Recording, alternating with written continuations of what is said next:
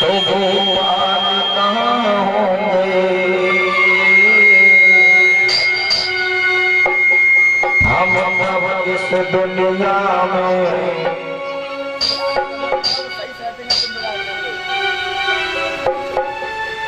हम तब इस दुनिया में खुशहाल कहाँ होंगे। हम तब इस दुनिया में खुशहाल कहाँ होंगे। जब धरती नहीं होगी गोपाल कहाँ होंगे। जब धरती नहीं होगी गोपाल कहाँ होंगे। जब धरती नहीं होगी गोपाल कहाँ होंगे। जब धरती नहीं होगी गोपाल कहाँ होंगे। जब धरती नहीं होगी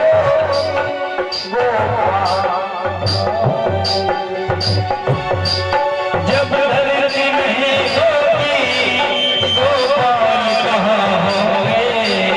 हम तब दुनिया में हम तब दुनिया में खुशहाल कहाँ होंगे। हम तब दुनिया में खुशहाल कहाँ होंगे।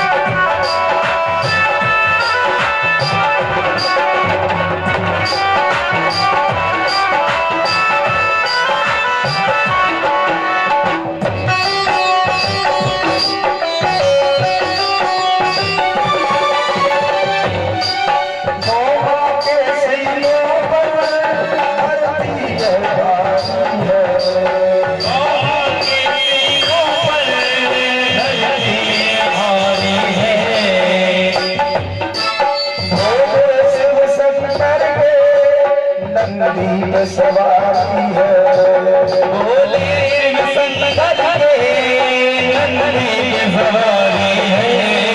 नंदी बिना भोले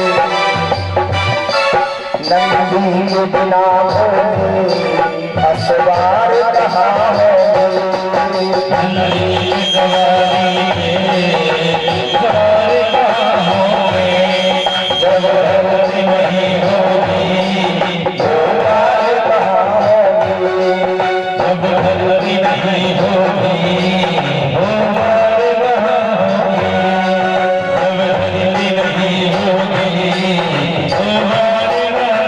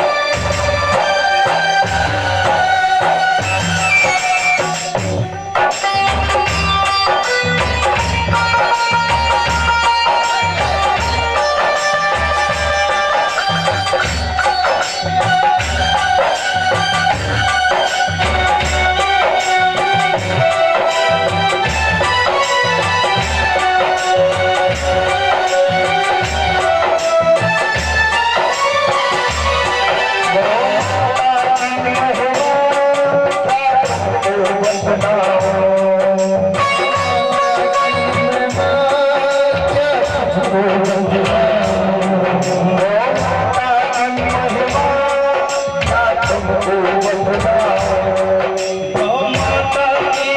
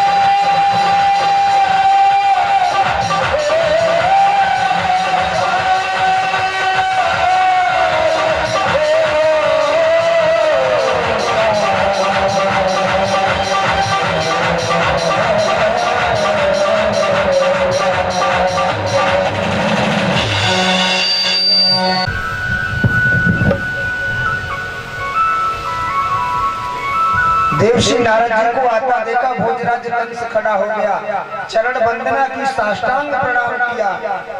भोजराज कंस की तरफ देवर्षि नारद जी ने देखा, बोले क्या बात है, अब तो तुम्हारी पहले से भी हालत। बोले महाराज दो छपरियां कमल के फूल तो दूसरे ही दिन आ गए, मुझे दिन पर दिन चिंता बढ़ती जा रही है, अब महाराज मैं क्या करूंगा, मेरा कोई शुभ चिंतक नहीं है, केवल आप ही है जो युक्ति बताते हैं, मैं कर देता हूँ, लेकिन वो भी कृष्ण बलराम पूरी कर देते हैं, मुझे कोई लाभ नहीं हो रहा महाराज, मैं क्या करूं। देवर्षि नारद जी कहने लगे कोई चिंता मत कर, अब की मैं तुझे ऐसी युक्ति बताता हूँ, तुझे आगे युक्ति पूछने की जरूरत भी नहीं पड़ेगी।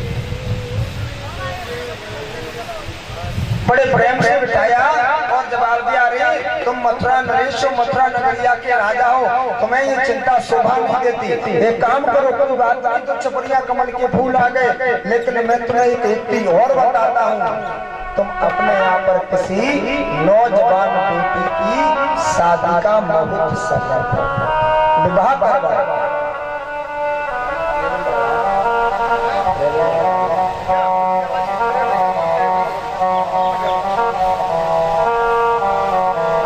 भोजराज कंस कहने का, महाराज इससे मुझे क्या लाभ होगा।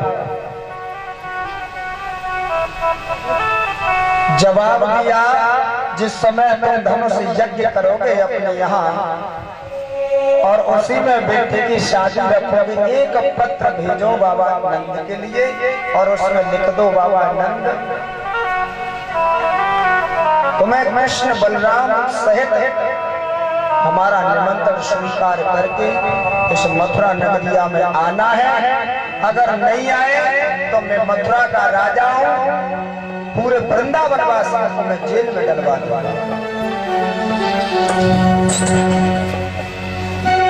फिर ये पूछी, महाराज जी बताओ ये पत्र लेकर कौन जाएगा।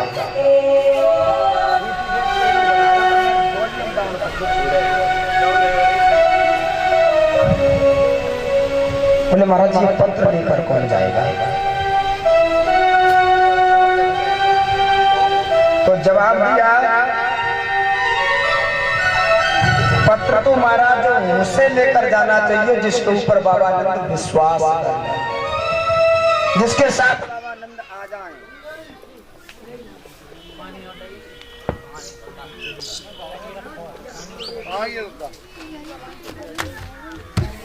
चलो मथुरा उनकी चेरी बन जाएगी, तुम्हारा जो राजपाट है ना, थोड़ा ये तानाशाह और बचा है, ये भी धूल में मिल जाएगा, इसलिए जैसा चलना है वैसा चलने दो, मथुरा में कृष्ण को मत बताओ। क्यों? मथुरा महाराज, मथुरा में कितने शब्द हैं जानते हो? मथुरा।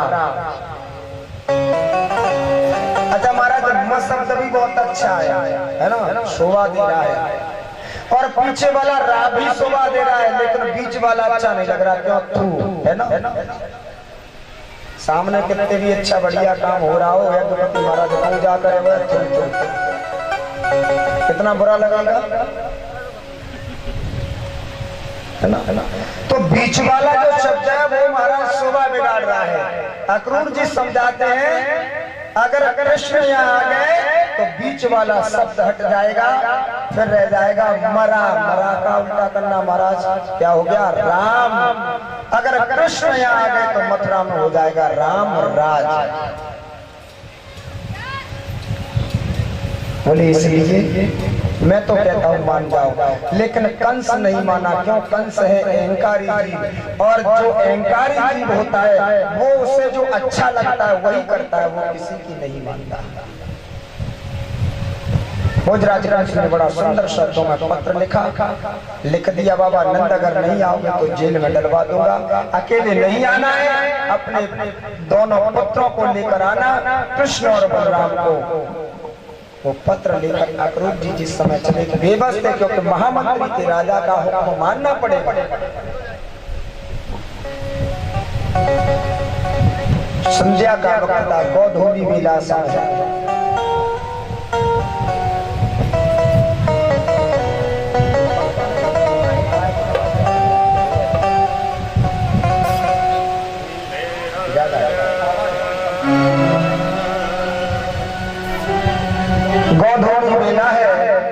बड़ा सुंदर समय गैया जंगल से चल के वृंदावन धाम में जा रहे हैं।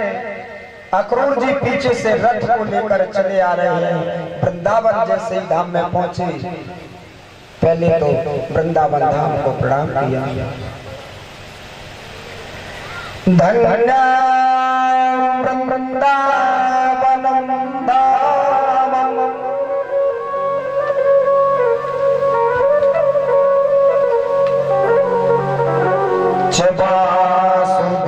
वासुदेवाय वास। पहले वृंदावन को प्रणाम किया। धन्य है इस वृंदावन वो जहां पर भगवान ने अपना वास किया। वृंदावन धाम तो पहले से ही अपने आप में अपना पवित्र था। क्यों? क्योंकि जहां पर तुलसी का वास था, जहाँ तुलसी का वन था, जहाँ वृंदा थी, वृंदा भक्ति को भी कहते हैं, जहाँ पहले से ही भक्ति महाराज विद्यमान है। दूसरा एक और अच्छा उसमें वो लग गया, क्योंकि जब भगवान का यहाँ वास हो गया, जो भगवान के पद चिन्ह थे उस धूल को, उस रज को उठाकर अपने मस्तक पर लगा रहे हैं अक्रूर जी।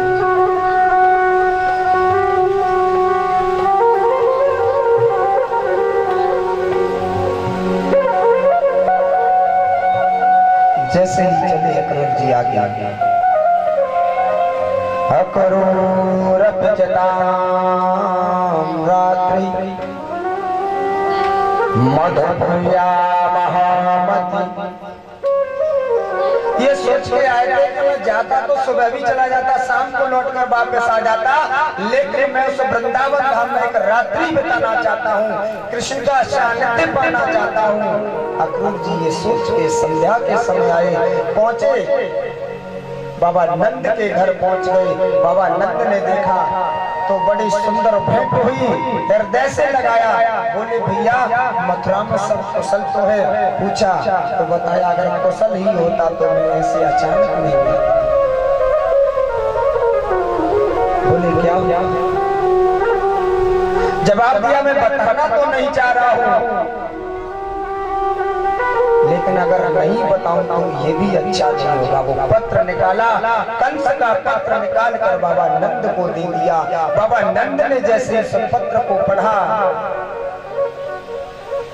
अरे पापी कंस तूने इतना जुल्म किया, फिर भी तेरा जी नहीं भरा। अब तो कृष्ण बलराम को मथुरा में बुला रहा है, लेकिन चाहे मेरी जान चली जाए, मेरे प्राण चले जाए, मैं अपने दोनों पुत्रों को मथुरा में नहीं ले जाऊंगा। मैया यशोदा भी बार बार मना करती है, यहाँ आने से पहले तुम्हें सोच लेना चाहिए था। लेकिन अक्रूर जी तो ये कहते हैं अरे कृष्ण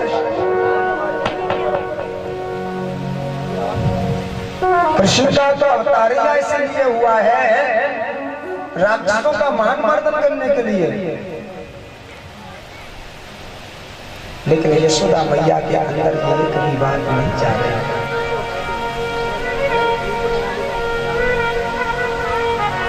अंत में अक्रूर जी ने मैया यशोदा को समझाया, तुम्हें पता नहीं जिस कृष्ण को तुम अपना पुत्र मान रही हो वो कृष्ण तुम्हारा पुत्र नहीं है, तुमने तो उसका पालन पोषण किया है, सच में वो पुत्र वसुदेव और देवकी का है। तो मैया को और कष्ट हुआ, क्योंकि मैंने कभी कभी कृष्ण को डांटा भी, मारा भी, फटकार भी लगाई। अगर कृष्ण मथुरा पहुंच गया, देवकी से मिलेगा, उसकी भेंट होगी, कहीं देवकी ने अगर देवकी से शिकायत कर दी कृष्ण ने कि मैया यशोदा ने मारा, डांटा, गुलचा लगाई, फटकार लगाई, तो क्या सोचेगी अपने मन में? मैया यशोदा बोली नहीं नहीं, ऐसा कृष्ण से मत कहना। लेकिन अक्रूर जी कहने लगे कहना तो पड़ेगा,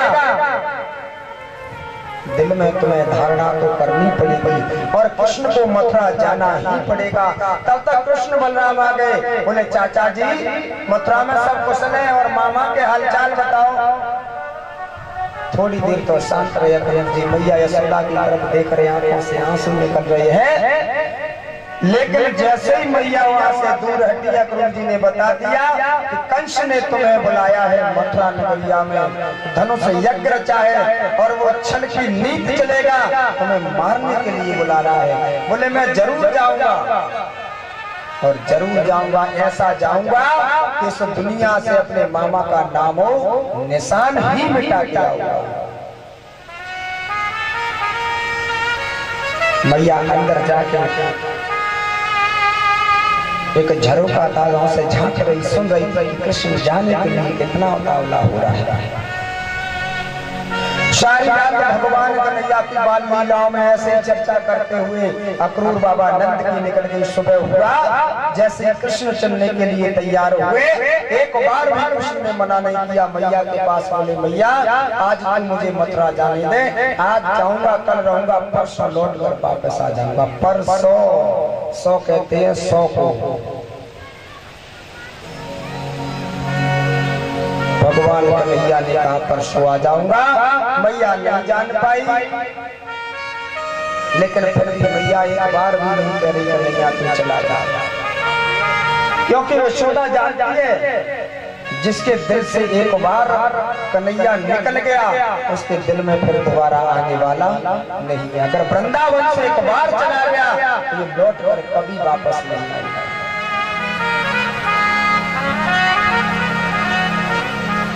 विधि का विधान कौन टाल सकता है?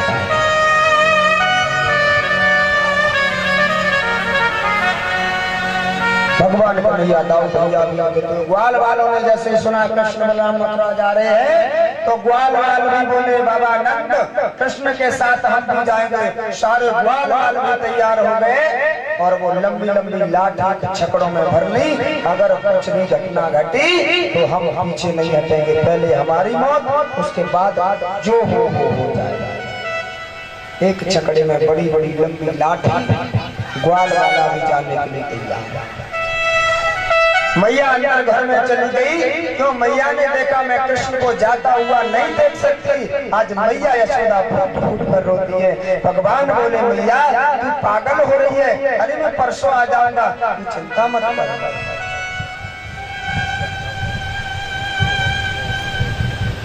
मैया यशोदा कृष्ण से कहती है कृष्ण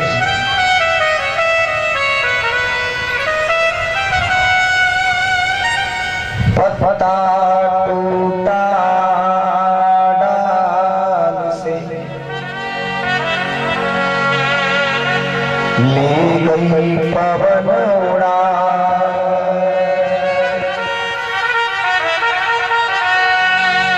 कब के बिछुड़े मिले,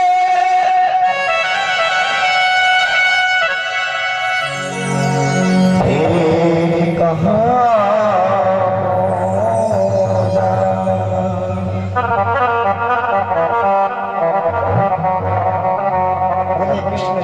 तैसे मैंने अपने हृदय को समझाया, जैसे तैसे बना। कोई तुझे अगर बच्चा मार देगी तो मेरे सीने में बहुत दर्द होता था। आज तू जा रहा है, कैसे मैं रहूंगा? यशोदा मैया बड़ी, क्योंकि आखिर माँ तो माँ होती है, माँ की ममता ही ऐसी हुआ करती है। यशोदा मैया फूट फूट के रोती है।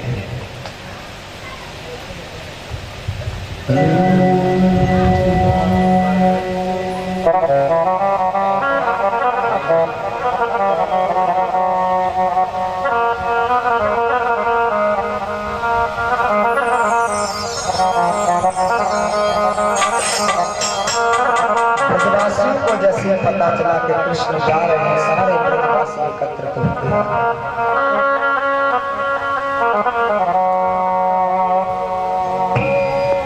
पशु पक्षी पेड़ पौधे सबकी आंखों से आंसू निकल रहे हैं, लेकिन कृष्ण का हृदय नहीं पिघल रहा है।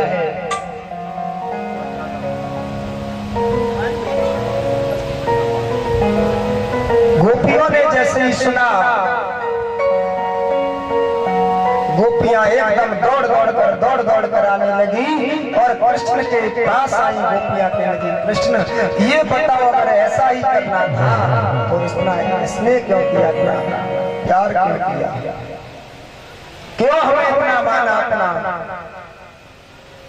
भगवान बोले, देखो देवियों, तुम तो देवी हो, साधारण स्त्री नहीं हो। राधा को समझाया, राधा मैं तुम्हारे बगैर अधूरा हूँ, कृष्ण ही राधा है, राधा ही कृष्ण है, और तुम अष्टमयी प्रकृति हो, तुम्हें पता है कि मेरा यहाँ अवतार क्यों हुआ। राधा कहती है, कृष्ण तुम जाना चाहते हो मथुरा तो मैं नहीं रोकूंगी, अगर जाना चाहते हो तो चले जाओ, जहाँ जाना चाहते हो चले जाओ, मुझे मना नहीं करना है। क्यों? क्योंकि यहाँ तो ग्वाल और गोपियां सब गवार है ना।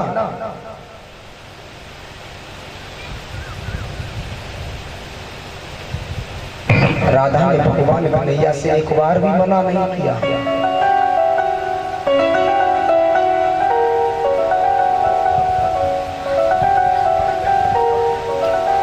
जहाँ रहना चाहते हो मन को प्रसन्न करके रहो,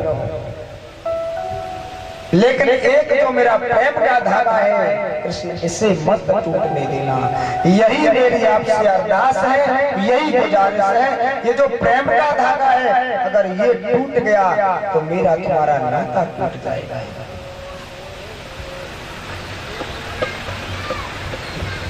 गोपियां सब कहती है, अरे कन्हैया तू बाहर से काला है ना। हम सोचती थी जो बाहर से काले होते हैं वो अंदर से स्वच्छ होते हैं, गोरे होते हैं, लेकिन आज पता चला तू जितना बाहर काला दिखाई देता है ना, उससे ज्यादा तू अंदर काला है।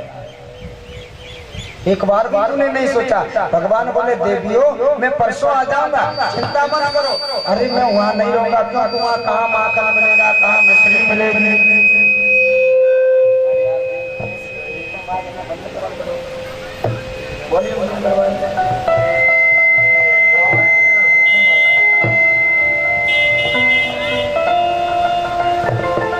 जो ऐसा जानती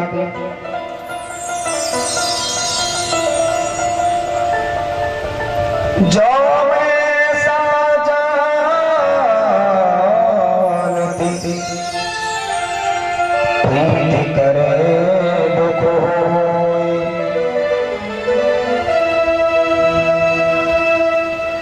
नगर ढिढोरा प्रीत थी प्रीति न करियो। गोपियां भी अपनी बात रखती, लेकिन कृष्ण ने किसी की बात नहीं सुनी। मैया यशोदा रोती रही। यशोदा की भर रोई, जब कृष्ण चले मथुरा।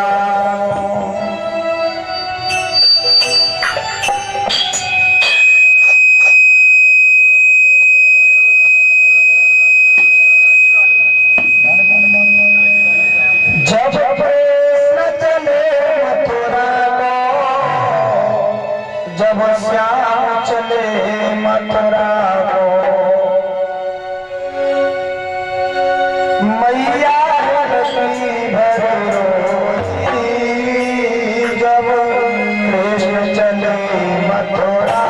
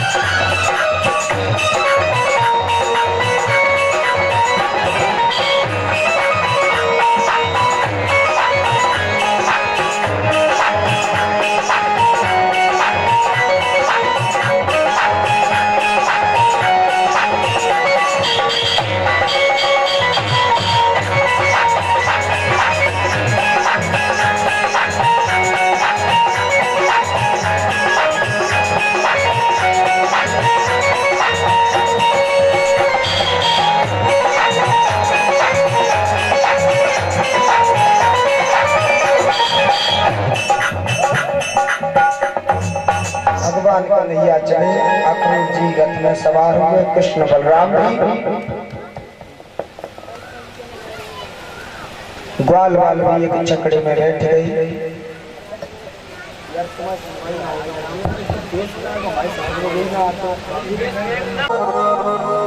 जय मथुरा नगरिया देख भैया,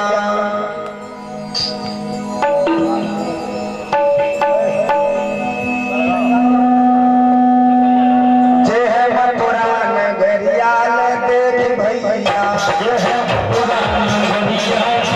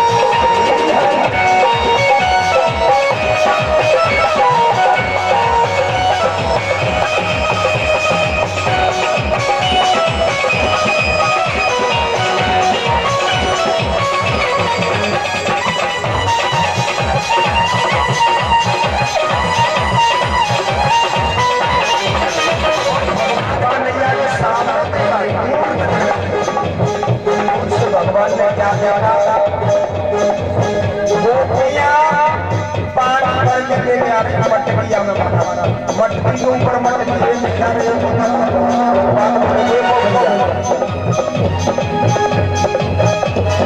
मथुरा नगरिया गुजरिया,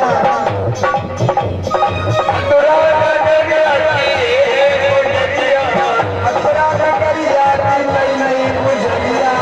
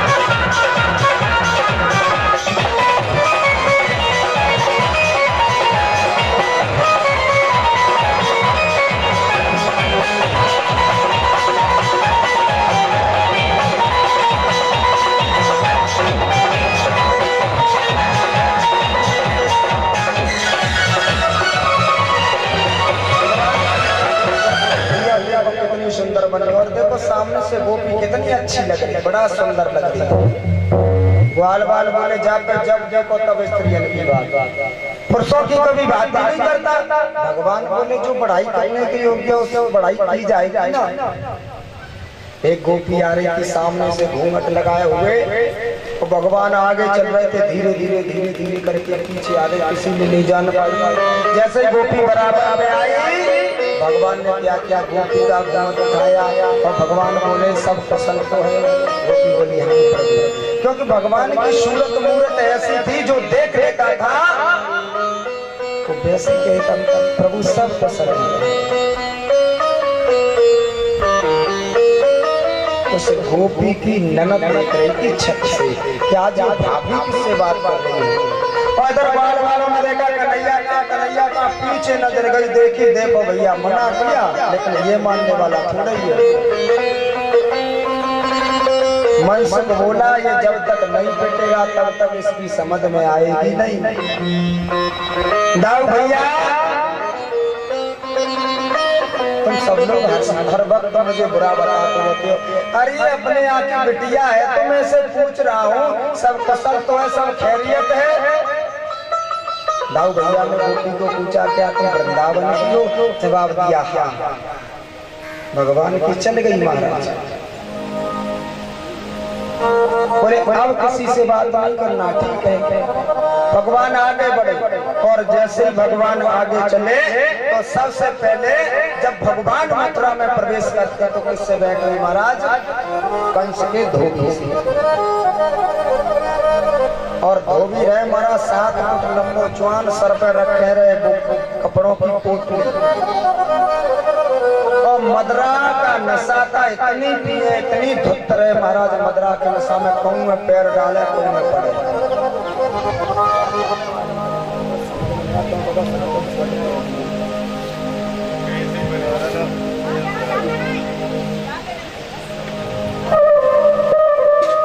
इतना नशा रहे महाराज, इतना नशा रहे।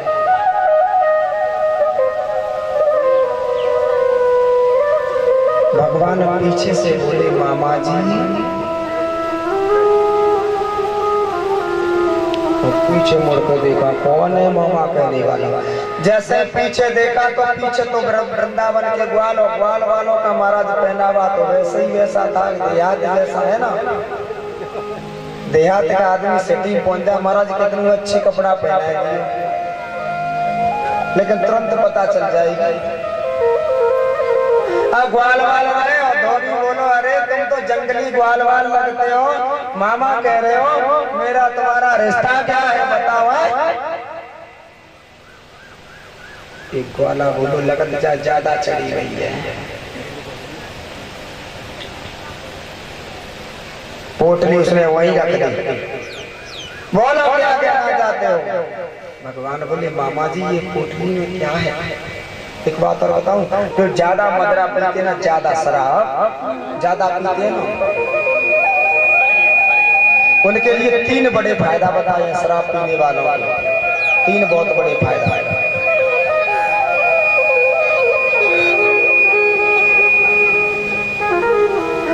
कौन कौन से फायदा है? पहला, सबसे पहला फायदा, जो ज्यादा शराब पीते हो रात्रि में कितनों ज्यादा से ज्यादा काटने वाला कुत्ता हो वो खूब काटा हुए आदमी को है ना, और तुम कहो शराबी को शराब पी के भेज दियो, अगर काट जाए तो हमारी जिम्मेदारी है। काट नहीं सकता है तो बता कितना बड़ा फायदा। तुम जाओगे तुम्हें काट लेगा, लेकिन श्रीमान जी को नहीं काटेगा। काटेगा नहीं बल्कि प्यार से चाटेगा।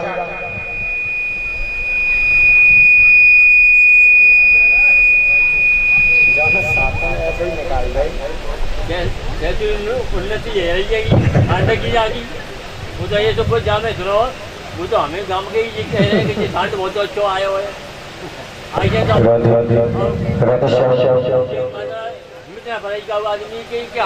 दूसरा बड़ा फायदा महाराज, दूसरा कितना बड़ा फायदा? शराबी के घर में कबो चोरी डकैती ना होगी। क्यों नहीं पड़ेगी? रात में 10 बजे पी के आवेगा और घर वाली से कहे क्यों रही, तो से कही मैंने लौकी बनाए लिए और तुरंत दाल बना के रखे उठाओ से उठा दे दे दे। रात में महाराज 2-3 बजे तक तो वही ड्रामा चलता रहेगा। अब चोर बेचारे कब चोरी करें? अच्छा ये यथार्थ बात है कि नहीं? मैं इसलिए नहीं कह रहा कि तुम्हारे गांव में ज्यादा, मुझे तो पता नहीं भैया चलती है या नहीं चलती है, मुझे नहीं मालूम है। मैं तो ये जो बात है वो कह रहा हूँ। और ये भी मत सोचना कि तुम्हारे ही गांव में चलती है, तो हर जगह चलती है, कहीं भी चले जाओ।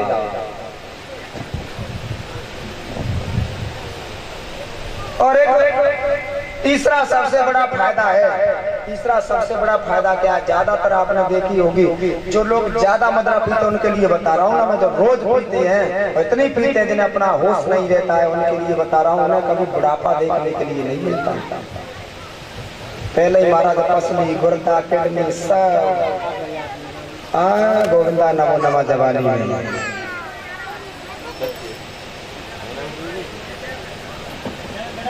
एक शराबी पड़ोरे महाराज नाले में और सुअरिया आई, कौन सा सुअरिया बाने देखी उल्टी कर रहा तो मुंह चाटने लगी, सुअरिया की पूंछ वाके पलने पड़ गई।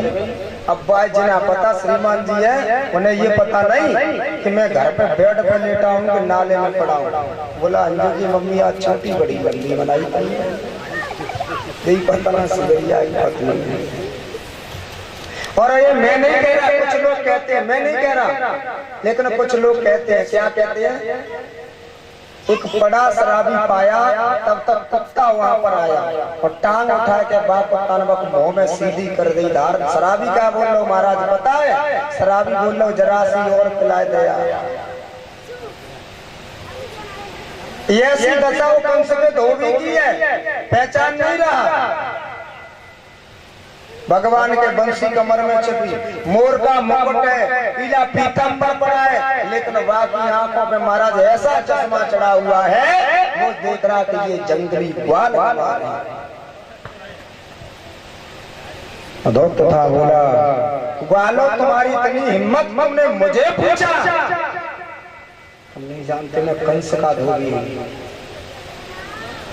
एक ग्वाल वालो है तो धोबी, लेकिन मुझे सोच रहा कि मैं राजा कंस ही हूँ। बोले मामा कोई बात नहीं, जो हो हमें मतलब नहीं है तुम्हारे इस पोटली में। कहा बोले वस्त्र है? जवाब दिया ज्यादा नहीं, 2 दिन के लिए, आज दे दो, कल पहनेंगे, परसों तुम्हारे वापस कर देंगे। बोली तुम्हारी इतनी औकात है तो राजा के कपड़े तुम ग्वाल वाल पहनो, चलो हटो यहाँ। बेचारे ग्वाल वाल सटपटा के रह गए, क्योंकि महाराज वो देहात के थे ना, दाऊद दिया, बोले कन्हैया ऐसे काम नहीं चलेगा। तो कहाँ अगर वस्त्र पहनते हैं तो जाके ऊपर बहुत जल्दी कृपा करो। बोले कैसी कृपा? जाकर नशा हो चुका और शराब पीने वाले को नशा कैसे हो चुका? तो महाराज हमने देखी और तुम को टैकल करके देखी हो। शराब पीने वाला यहाँ खड़ा हो, तुम्हारी बहन बेटी जा रही हो तो हजारों गालियां देगा, हजारों गालियां देगा। अगर कहूँ बाकी घर की कोई स्त्री निकल के जा तो मुंह से गाली नहीं निकलेगी। अगर नहीं आपने टैकल की हो तो आगे भी करके देखना, निकल नहीं सकता है। नशा कब उतरेगा? जवाब दिया बहुत जल्दी कृपा करो। भगवान ने 2 उंगली खींची, एक गाल में तमाचा दो, हमारा नशा का चको धोबी पूरा चमको हो गई। गोविंदा नमो नमः, पोटली कहूं डरी और भगवान के धाम को लिए चला गया। सबसे पहली कृपा की भगवान ने उसके ऊपर। पोटली खोली, बेचारे ग्वाल वालों ने कभी ऐसे बढ़िया बढ़िया वस्त्र नहीं देखे। जो जामा था ना ऊपर से पहनने वाला कुर्ता, वो पैरों में फंसा लिया, और जो पाजामा था वो ऊपर से फंसा लिया। जो कंस का रूमाल महाराज इतना बड़ा था, कमर से बांध लिया। आगे का भक्त दर्जी मिला, उसने वस्त्र काट छाट के सही किए। भगवान ने उसके ऊपर कृपा की। भगवान आगे चले तो आगे कंस की दासी थी जिसका नाम था कुब्जा। ये बेचारी 3 जगह से टेढ़ी थी और कुरूप इतनी थी, लगता है सारे संसार को जब सृजन करने के बाद ब्रह्मा जी ने इस कुब्जा को बनाया। इतनी काली रहे, इतनी काली रहे महाराज, जाके हाथ के चूड़ी चनाना चले जाए। 3 जगह से टेढ़ी पीठ में निकलो कुबड़। अब बेचारी वो चंदन का पात्र लेकर जाती थी कहाँ? कंस की कचहरी में, जिससे उसका गृहस्थी का भरण पोषण चलता था। भगवान ने देखा, आगे से भगवान आए और बोली, हे मृगनयनी, हे सुखदेनी, हे पिकवेनी, कहाँ जाए? मनसुख बोलो देखो दाऊ भैया, पहले मना करी लेकिन फिर ना माना। चलो कोई बात नहीं, वो तो नहीं थी, लेकिन जो डोकरिया जाऊ से ना मान रहा। और देखो कितनी कितनी बड़ी उपमा दे रहा हूँ, सुखदेनी, पिकवेनी, मृगनयनी। भगवान ने उसका हृदय देखा, उसका हृदय कितना पवित्र था। भगवान कभी सूरत नहीं देखते, केवल हृदय देखते। मेरे भक्त का हृदय कितना पवित्र है। बोले कटोरी में कहा ले जा रही हूँ? चंदन ले जा रही हूँ, तो मेरे लगा दो ना, थोड़ी सी कृपा कर दो।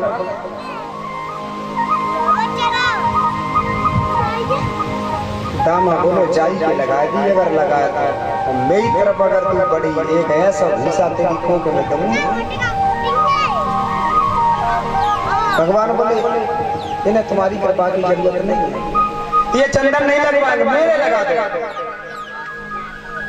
बेचारी वो कुबड़ी ऐसे चंदन जैसे भगवान को लगाने के लिए आगे हाथ बढ़ाती है तो पहुंच नहीं पाती, आह करके रह जाती है। तो जैसे ऊपर उठती है तो वो दर्द होता है, इसलिए वो उठ नहीं पा रही और पहुंच भी नहीं पा रही। चंदन तो लगाना चाहती है। दाऊ भैया बोले कन्हैया तेरे जैसा बेदर्द आज दिन तक नहीं देखा, इतनी कष्ट में बेचारी दर्द हो रहा है, पहुंच नहीं पा रही, तब भी चंदन लगाना चाहती है। अरे थोड़ी कृपा कर देना। भगवान ने पास में बुलाया, देवी इधर आओ। कुबेजा पास में पहुंची, भगवान ने अपना पैर रखा उसके पैर पे और हाथ ऐसे किया ठोड़ी पर, एक झटका दिया, एकदम से कुबेजा एक जगह से सीधी हो गई।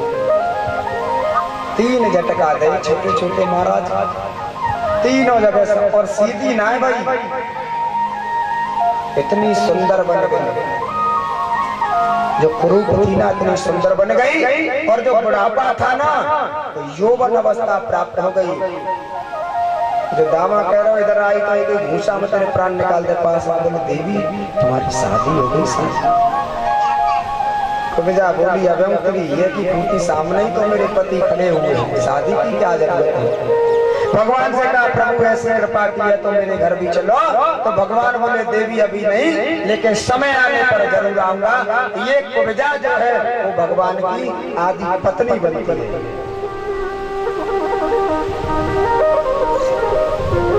भगवान करते हुए आगे बढ़े। 2 मरतबा हरि का गुणगान, उसके बाद बड़ी सुंदर कथा।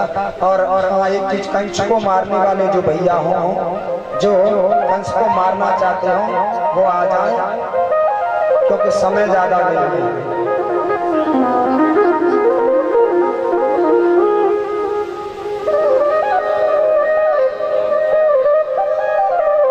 जो भैया कंस को मारने वाले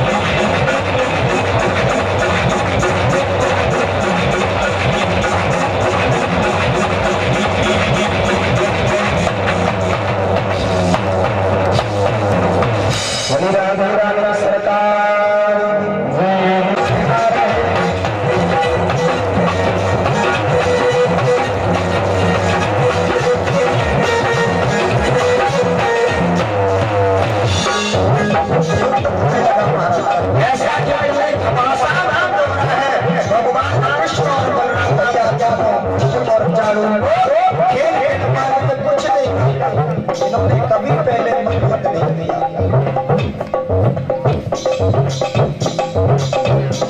शक्ति और चारू पहले हाथ कृष्ण से मिला रहे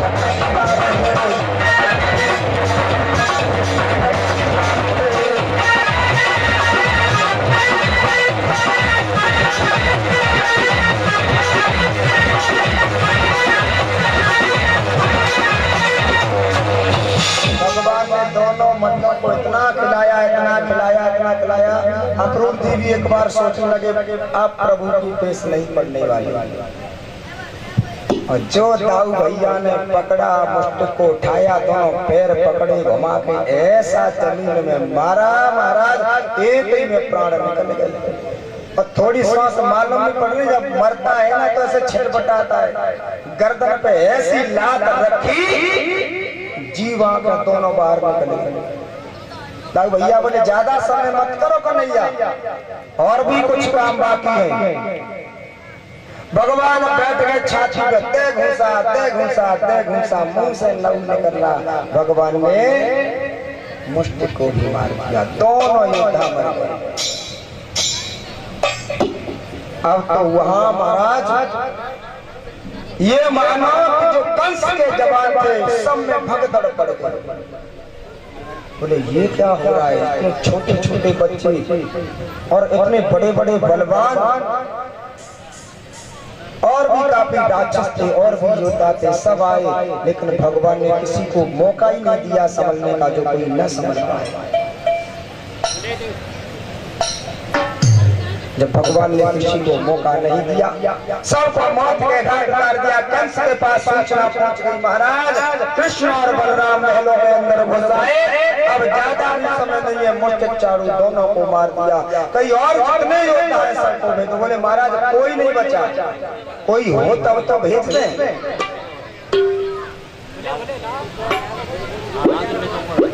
अब महाराज ऐसी मौत कौन मरे, जो थे ना देवलासा के नीचे घुस गए। कौन मरना चाहता है ऐसे, कोई नहीं मरना चाहता।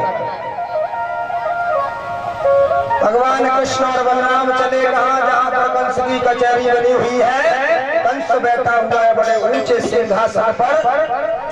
भगवान पहुंचे, कंस ने जो सुना मुष्ट चारू मर गए, एकदम से खड़ा हो गया राज सिंहासन पर।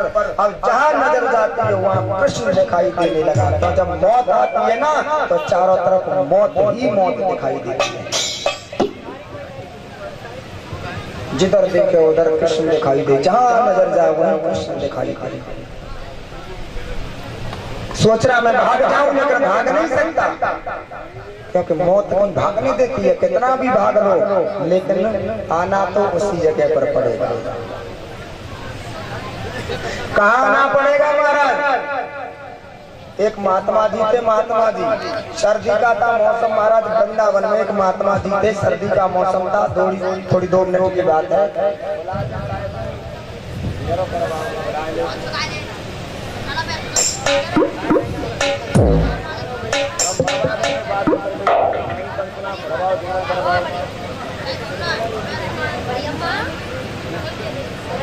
एक महात्मा जी वृंदावन की बात बता रहे हैं।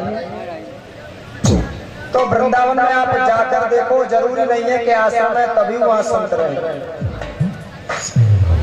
इत्यादि संतों परिक्रमा मार्ग पर भी लेटे रहते हैं और ऐसे लेटते ठाकुर जी की ऐसी कृपा है। आप सोच लो महाराज, आपको ना तो एक रुपए की जरूरत, ना एक वस्त्र की जरूरत रहे, केवल आप वृंदावन में पहुंच जाओ, पेट भर के भोजन भी मिलेगा, दक्षिणा भी मिलेगी, वस्त्र भी मिलेंगे और जैसा चाहो वैसा खाने के लिए मिलेगा। तुम अपने घर नहीं खा सकते, उससे अच्छा खाने के लिए मिलेगा।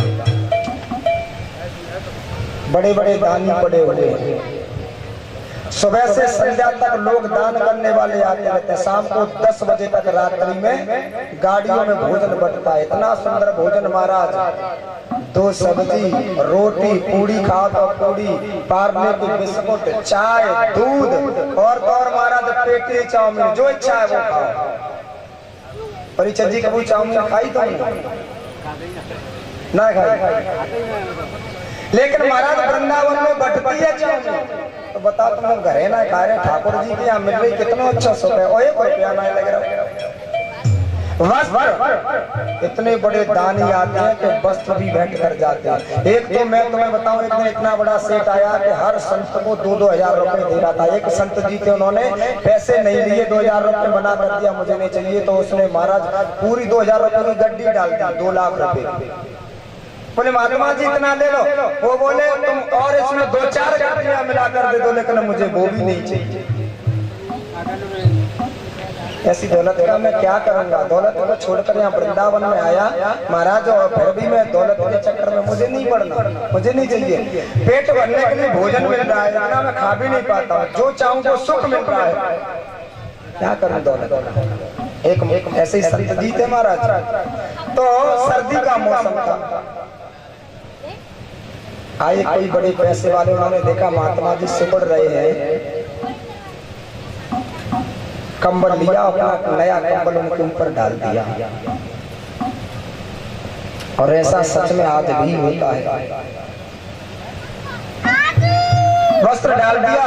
लेकिन महाराज ये कैसे सज्जन थे, वो दूर से देख रहे कि संत जी के पास नया कंबल है, ये तो सो रहे हैं, पता नहीं। उसने कंबल उठाया, सीधा अपने घर चला गया। संत जी पड़ गए चक्कर में, एक ने डाला, एक ने उठाया, लेकिन डाला वो ठीक है, लेकिन उठाया क्या, मैं उसे उठाने वाले को नहीं छोड़ूंगा। खड़े हुए चलने लगे, हर गली में संत जी ने जाकर देखा, लेकिन वो नहीं मिला। धीरे धीरे करके पहुंचे कहां पर, शमशान घाट में। तो संत जी वही लाठी खटखटा रहे, बोरे लला चाहे तुम काऊ कोने में घुस जाइयो, चाहे कितनी कोठरी अंदर दुबक जाइयो, कितने तुम दुबकोगे, एक दिन तुम्हें यहाँ जरूर आना पड़ेगा। तो महाराज कहूँ में जाओ, तुम रिश्तेदारी में कहूँ, घर में, चाहे 60 साल अंदर भीतर, लेकिन एक दिन मौत के घाट जरूर आना पड़ेगा।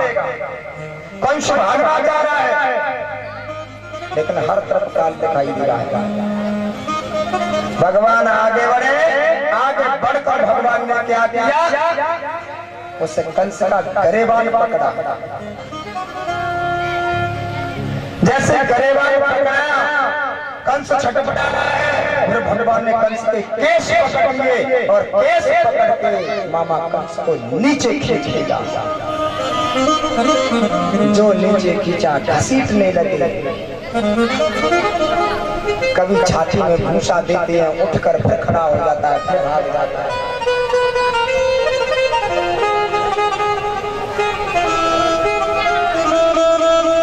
कंस को जो कोई भैया मारे वो आ जाओ, और अगर नहीं आ रहे हो तो बाद में हमसे मत बना के कंस नहीं मरवाया। कम से कम 1 घंटे से कह रहे हैं कंस मारना चाहते हो। और भी कथाएं हैं, अकेली यही कथा नहीं है। और नहीं मार रहे हो तो जब इच्छा है तब फोड़ते रहना, मटकी आए वो तो फोड़नी है, उसमें कंस नहीं बैठा है।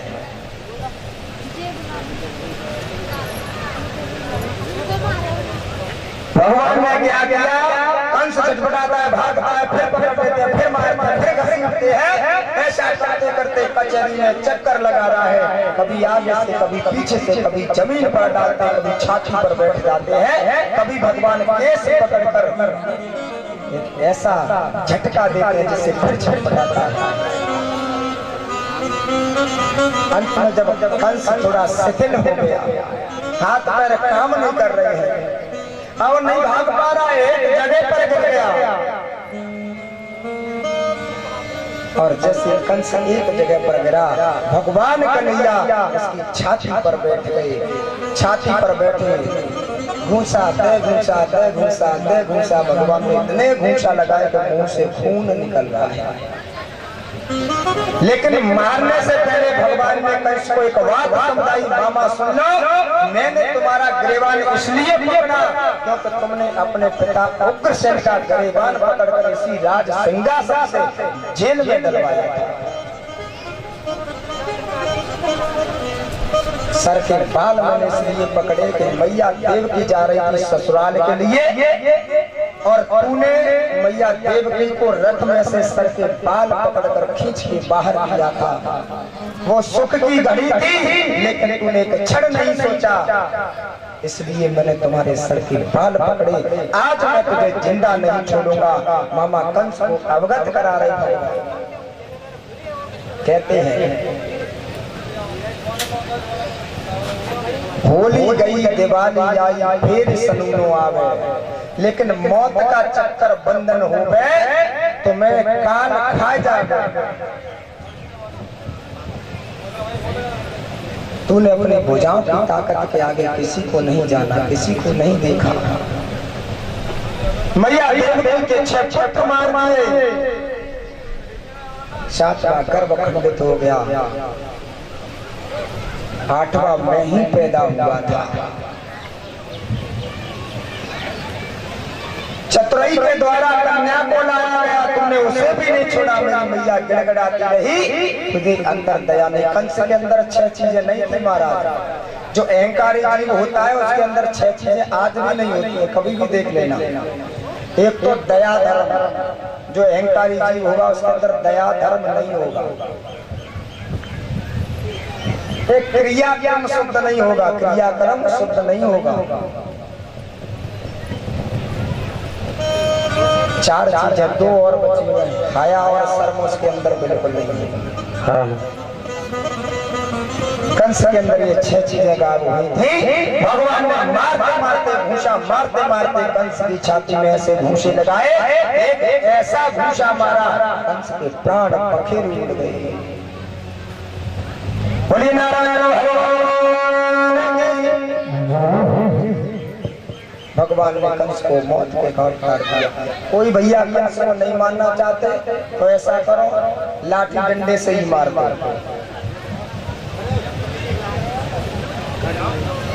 जिसे मारना वो मार दो।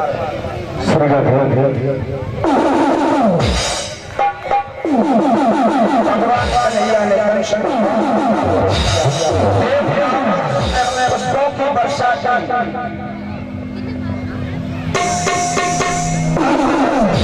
घाट उतरा।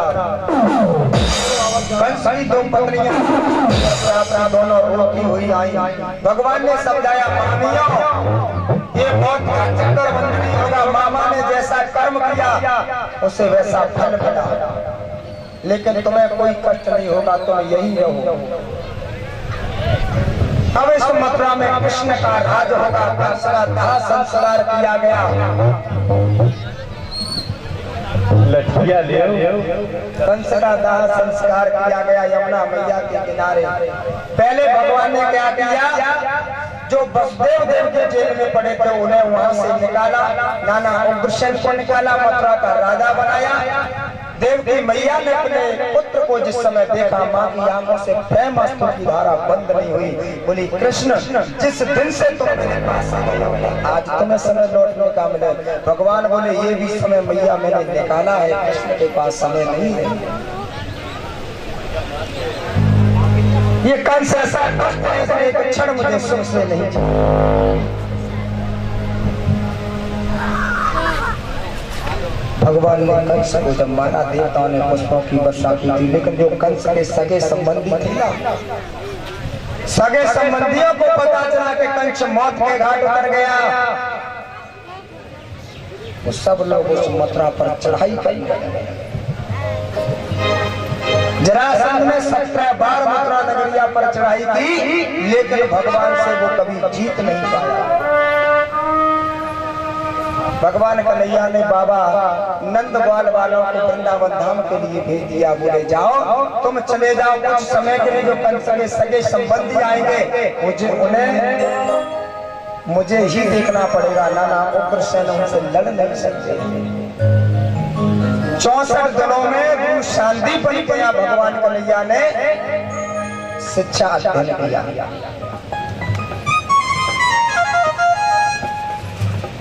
जब भगवान ने 64 दिनों में शिक्षा अध्ययन किया, एक जरासंध का मित्र था जिसका नाम था कालियवन, ये मलेच्छ था। देवर्षि नारद जी ने समझाया, तुम यहाँ तपस्या कर रहे हो, तुम्हारे मित्र संकट में है, उनके दामाद को कृष्ण ने मार दिया, ये तपस्या किस काम की? कालियवन गया। भगवान कालियवन से लड़ना नहीं चाहते थे क्योंकि वो मलेच्छ था। बोले इसका उद्धार मेरे हाथों नहीं है। तो भगवान भागते भागते भागते जैसे भगवान मथुरा से भागे कहाँ पहुंचे, यहाँ आज धौलपुर बना हुआ है, या धौलागिर पर्वत जिसे बोलते हैं, मुचकुंद महाराज रहते थे, उनके द्वारा कालियवन का भगवान ने उद्धार कराया। बोले भगवान की जय।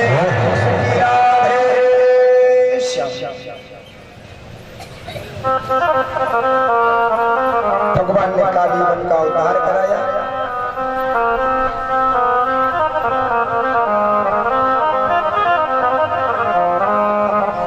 विचार करने लगे, यहाँ कभी जरासंध, कभी कालियवन, कभी कोई और, सब आते रहते हैं, राक्षसगण भक्तों को परेशान करते हैं। अश्वत्थामा को बुलाया, विश्वकर्मा को बुलाया, और विश्वकर्मा से कहा भैया जाओ।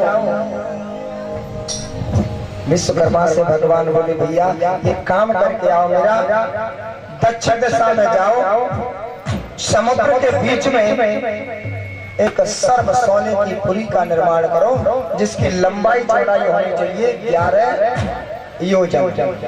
कितनी? 11 योजन। एक योजन होता है 4 कोस। 11 योजन कितना हो गया महाराज? 11 योजन हो गया 44 कोस। अच्छा, ये 11 योजन का भगवान ने क्यों बनवाया? परीक्षा जी,